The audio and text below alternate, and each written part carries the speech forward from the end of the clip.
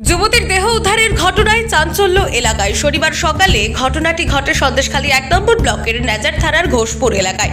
মৃত যুবতীর পরিবারের দাবি, যুবতীকে অপহরণ করে তাকে খুন করা হয়েছে। তবে খুনের আগে তাকে ধর্ষণ করা হয়েছিল কিনা সে বিষয়টি দেহ ময়নাতদন্তের পর জানা যাবে। নেজার থানার পুলিশ দেহটি উদ্ধার করে ময়নাতদন্তের জন্য মর্গে পাঠিয়েছে। মৃত যুবতীর পরিবারের তরফ থেকে জানা গিয়েছে, গত 4 ডিসেম্বর বিকেলে ঘোষপুর এলাকায় একটি বাগান বাড়িতে যাওয়ার পর থেকে নিখোঁজ হয়ে যায় ঘোষপুরের বাসিন্দা শর্মা মুন্ডা। পরিবারের তরফ থেকে ঘটনার দিন নেজার থানায় নিখোঁজ ডায়েরি করা হয়। শনিবার সকালে বাগান বাড়ির পাশে একটি পুকুরে যুবতীর হাত পা বাঁধা দেহ ভাসতে দেখা যায়। খবর দেওয়া হয় পুলিশে। পুলিশ পৌঁছে পুকুর থেকে দেহটি উদ্ধার করে।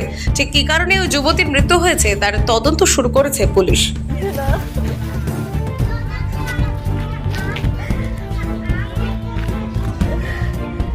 ও আগের দিন বলছে, মাসি আমি তোমার কাছে যাব।